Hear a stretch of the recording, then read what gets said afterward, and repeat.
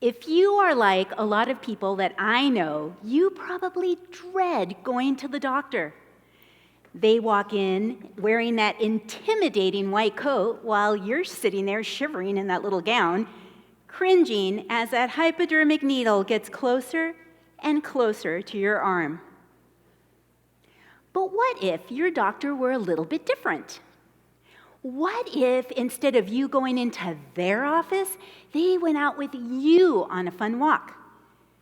What if instead of pills, they prescribed play? And what if these doctors, who actually never went to medical school or preschool, comforted you during the most challenging times of your life by sitting on your lap? We may call these lifestyle specialists pets, but I believe that our animal friends can be so much more than that. Roxanne discovered this while she and her husband Dave were creating a website called dogtrekker.com, which is a website used to facilitate travel with your dog.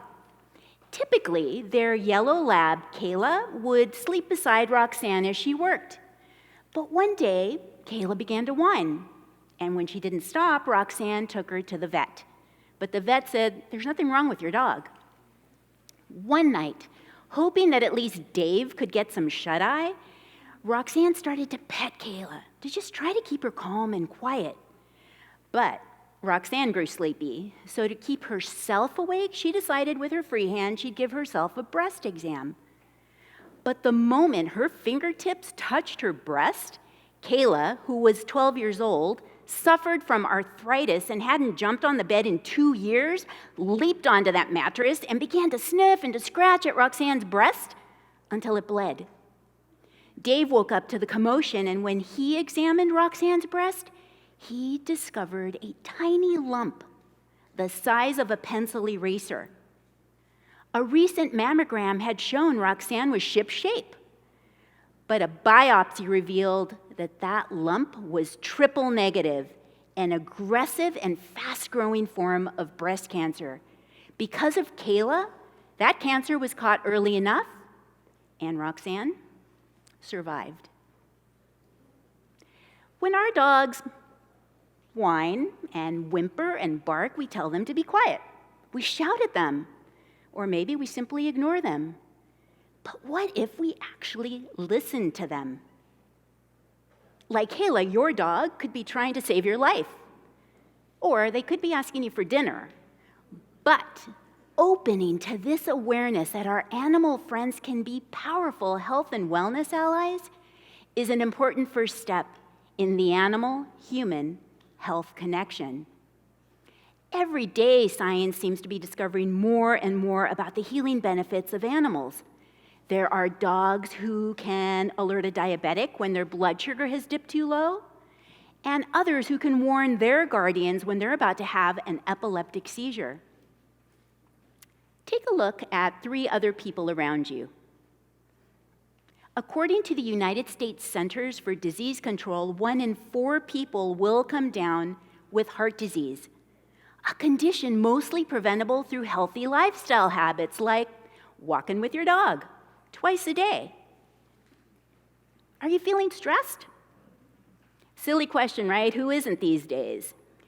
But take heart, because our animal friends can be powerful stress busters, helping to decrease our levels of cortisol, which is the stress hormone in our bodies, while at the same time increasing oxytocin, the love hormone associated with those feelings of well-being.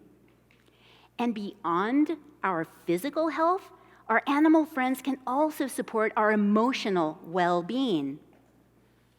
And it's not just dogs who can have this positive effect on us. I should know. Years ago, I went through a divorce, and I felt so depressed I could barely roll out of bed. My therapist said to me, "You know what? You'll feel better if you do one thing: cry."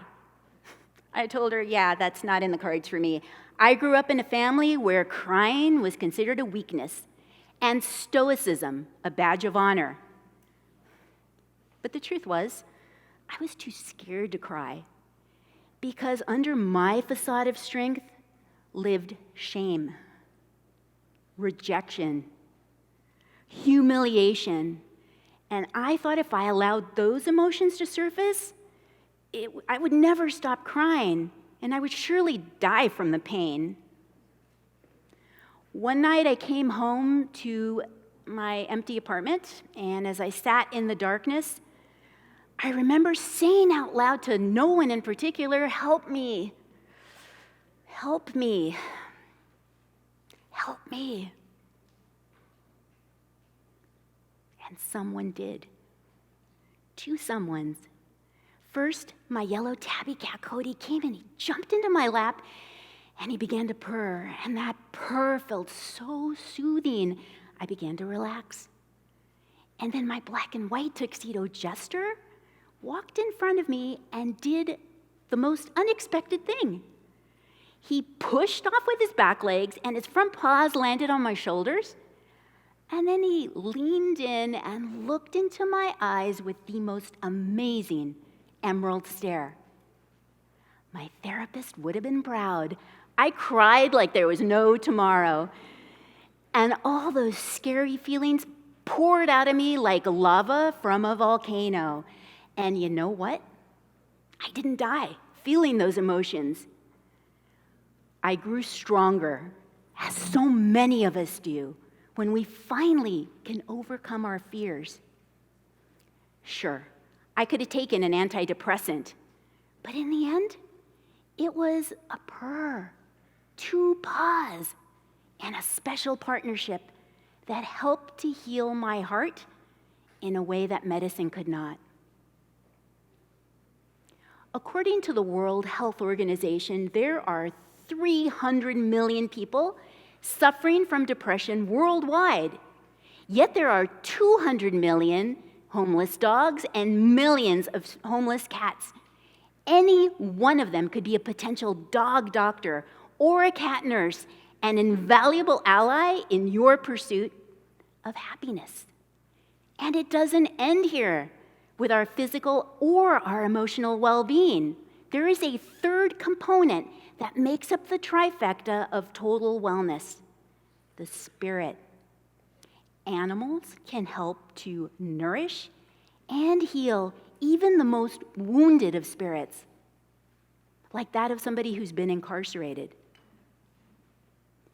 When I was doing research for the Animal-Human Health Connection, I heard about a program at San Quentin Prison in California. San Quentin is the home, and has been the home, to some notorious convicts. But it's also a temporary home to rescue dogs from the Marin Humane Society in Northern California. Shy, frightened, and sick dogs are brought to the prison to be cared for by the inmates to increase their chances of adoption. But often, it's the inmates who are being transformed by the dogs. Lonnie, one of the inmates, told me that where he grew up in Louisiana, in the southern part of the United States, he was used to seeing dogs pitted against each other in fights. But caring for these dogs, earning their trust, and helping them overcome their fears had taught Lonnie to be kinder, to be more tolerant, and more forgiving. Kindness, tolerance, forgiveness. These are invaluable gifts that our animal friends can offer any of us to benefit our spirits. Our dogs and cats give us so very much, don't they? But did you know that the Animal-Human Health Connection is not limited by species? In a small town on the east coast of the United States, Lulu lived with her guardian, Joanne. One day, Joanne suffered a heart attack and collapsed to the floor. She yelled for help. No one heard her, except for Lulu. Lulu acted fast. She broke out of her yard, leaving her own belly torn and bleeding. And when she got to the main road, she laid down and played dead. Cars whizzed by her and nobody stopped. Finally, one good Samaritan, concerned about Lulu's wounds, got out to help her. But when he got to her, Lulu got up and led him back to the house to Joanne. He called 911. Joanne was rushed to the hospital and had open heart surgery, and her doctor said if 15 more minutes had passed, Joanne would have died. Lulu wasn't a dog or a cat. She wasn't one of the usual kind of animals we have chosen to love. Lulu, my friends, was a pig. As soon as you get a chance, Google the word sanctuary and take someone you love to visit and experience the cows, the chickens, and the pigs like Lulu who live there. These are the animals who live for our dinner plates. These are the animals that we have deemed expendable. But are they so different from the animals who live in our home? Just like a human mother will mourn the loss of her child, a dairy cow agonizes for days when her baby is torn from her, just moments after she's born, so that her milk that nature intended for her calf can instead be made into cream cheese. Wild animals, farm animals, ocean animals feel love, experience joy, and endure suffering. They're not so different from the dogs and cats that we love. They're not so different from us. Mahatma Gandhi said, "The greatness of a nation and its moral progress can be judged by the way its animals are treated." When you leave here today knowing what you know about the animal-human health connection, how will you treat animals? As possessions or partners? As objects or allies? As food or friends? Perhaps the greatest gift our dogs and cats can give any of us to benefit our entire well-being, mind, body, and spirit, is unconditional love. What if we take that gift and pay it forward to the other animals who we share this precious planet with by allowing them to live in peace and freedom? Then, I believe we can finally begin to achieve this greatness that Gandhi speaks of. And if you don't believe me, ask your dog.